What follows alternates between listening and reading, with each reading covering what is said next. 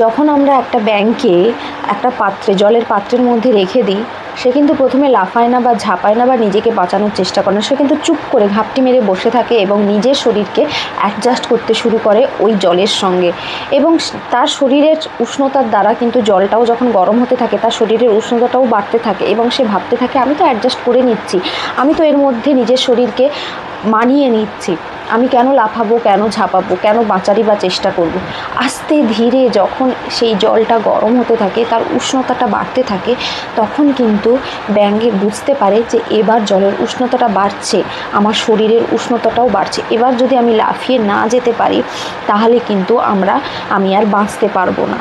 কিন্তু সে কিন্তু লাফাতে পারে না, কারণ তার সমস্ত শক্তিটা আগের জলের অবস্থাটার সঙ্গে অ্যাডজাস্ট করতে গিয়ে কিন্তু খরচ করে ফেলেছে। তাই এখন জলটা যখন উষ্ণতাটা বাড়ছে, গরম হচ্ছে যখন জলটা, সে কিন্তু আর নিজেকে শক্তি দিতে পারছে না সেই জলটার থেকে যে লাফিয়ে যাবে।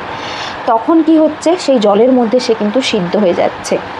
এই সিনড্রোমটাকে বলা হয় বয়েলিং ফ্রগ সিনড্রোম। এবং এটার থেকে আমরা কি বুঝতে পারলাম, সেই ব্যাঙটা যদি সেই জল প্রথম থেকেই লাফিয়ে বা ঝাঁপিয়ে চলে যেত, তাহলে কিন্তু তাকে সিদ্ধ হতো না এবং তাকে আজকে চলে যেতে হতো না, মরে যেতে হতো না। সেরকম মানুষের ক্ষেত্রেও এই সিনড্রোমটা, বয়েলিং ফ্রগ সিনড্রোমটা কিন্তু কাজে লাগে একইভাবে। প্রথমেই আমাদের সঙ্গে যখন ভুল হচ্ছে, প্রথমেই যখন আমাদের সঙ্গে কোনো অন্যায় হচ্ছে, প্রথমেই যখন আমাদের সঙ্গে কোনো কিছু অবিচার হচ্ছে, প্রথমেই আমাদেরকে কিন্তু কথা বলতে হবে, প্রথমেই আমাদেরকে কিন্তু না বলতে হবে, প্রথমেই আমাদের কিন্তু প্রতিবাদ করতে হবে, ফাইট করতে হবে, লড়তে হবে। আমরা সেটাকে অ্যাডজাস্ট করার চেষ্টা করব না। ওই যে বলে না, প্রথম রাত্রেই বিড়াল মারতে হবে, সেরকমই ব্যাপার। এবং প্রথম থেকেই যদি আমি এই জিনিসটা না করতে পারি, তাহলে কিন্তু আমাদের সমস্ত শক্তি, যখন আমরা এই জিনিসটার থেকে, এই খারাপ জিনিসটার থেকে, গরম জল থেকে বাঁচতে চাইবো, তখন কিন্তু আর আমরা পারবো না।